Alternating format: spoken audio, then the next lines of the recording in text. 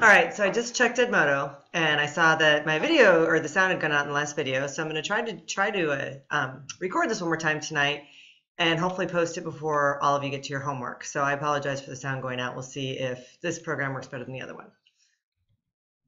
Here is my joke. I'm going to go through the first part of the video fairly quickly just because, oh look, antivirus free. I wonder if that's showing up on your screen.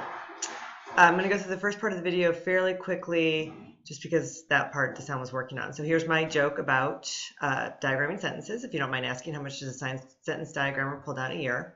Not much, but if you can diagram sentences, you can get a good job. So hopefully that will help you pull down a lot of money.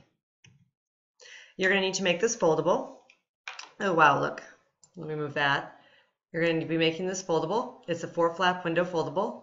You need to label each flap so that, as you see it in the picture. You don't need to highlight the flaps. I just did that in order to show you what the foldable should look at. So you've got the basics, then you've got one flap that's got compound subjects on the top, compound predicates on the bottom, then compound subjects predicates on the bottom left flap, and implied subject on the bottom right flap. All right, so when you start a diagram, let's start with the basics. So in the basics, you always start with the baseline, which is what you're going to put your subject and your predicate on. And if you'll notice on the screen, I have a little diagram of what the subject or of what that baseline would look like. And you need to draw that little diagram on the top of your basics flap. Like, so you wrote the basics and then draw that. All right, and that's what it's going to look like. Now, when you actually apply that information, these are the examples. These are all simple sentences. Jonathan ate, fish swim, Kirby flies, and Kara throws. And you're going to want to put those examples on your inside flap. And you can put all 4 of these because they're short. So pause the tape for a minute and put on these examples. All right, so then you're going to go to your flap that says compound subjects and compound predicates. You know, compound subjects are when you have more than one subject and they're joined by a coordinating conjunction.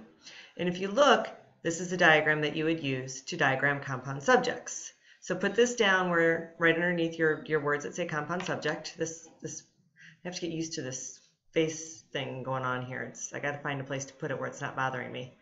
All right, that might work. I don't know. Can you see outside my window? Doesn't it look nice out? Don't you wish you were outside playing and not doing this? I do. All right, so get that diagram done. And then these are 2 examples. Jake and Justin eat, and Becca and Rebecca played. You can put one of these examples down on the inside flap. When you're done, we'll talk about compound predicates. All right, compound predicates. Oh, and look, I'm in your way again. Hey, there I am. Compound predicates are both written on the right side of the baseline, just like compound subjects. Now, if you'll notice, I did make a mistake on this particular slide. I did not put the line in between the subject and the predicates, and I should have done that. So please correct my mistake. You need to put this diagram on the front of the flap right underneath where it says compound predicates. Copy it down, and then you're ready to move on. All right, and these are examples of compound predicates. We've got Justin shot and scored, and then we've got Sarah reads and writes. So you can choose one of these examples to put in your foldable and write that down on the inside flap under compound subjects and compound predicates, the top one. When you're done with that, you can unhit pause and move on. And here's your brain break. This is how it all started. Oops, look, I'm in the way again. This is how it all started. All right, shouldn't that blank be before blank except after blank? They still didn't know their English rules even when they were doing hieroglyphics. That's not good, is it? All right, oh yeah, there goes the forehead again. I wrinkle my forehead too much. Now we're on the flap that says compound subjects and predicates. Sentences with compound subjects and compound verbs have the subject written on 2 lines on the left and the verbs are written on 2 lines to the right.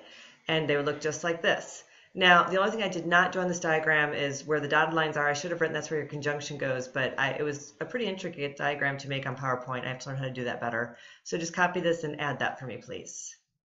Thank you. Then open that flap because here are your examples. You can choose one of these, and yes, I do know they are kind of hard to read. I'm like trying to see them. The first one says Tiffany and Eileen danced and rested. And the bottom one says Haley and Jenna dribbled and shot. And of course they scored too, so if you want to put a 3rd line and write that they scored, you are more than welcome. All right, you're on your last flap now, and that's the implied subject. That's your imperative statement, where you don't actually say the subject, but you imply it. When you do that, the understood subject is put in parentheses, then you've got your big line, and then you've got your verb.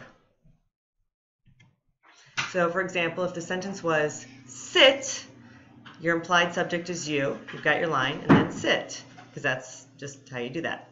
So that's your example of your implied subject. This is what the outside of your foldable should look like right now. When you're done with this lesson, you see you've got your titles and all your diagrams. And this is what the inside of your foldable should look like. Oh, except for, once again, my head is in the way. Let's put my head over here. There you go. And so that's what the inside should look like. And then last but not least, oh, and there I'm in the way again. There, now I'm out of the way. This is a super long diagram sentence. I'm not ready for this. You're not ready for this. I'm not even sure the 8th grade teachers are ready for this, but see if you can figure out what it says if you have some extra minutes. So I'm hoping the sound stayed on in this whole video. I'll find out in just a minute, and this will be the one that you can try now. All right, thanks for staying and playing. Have a good night.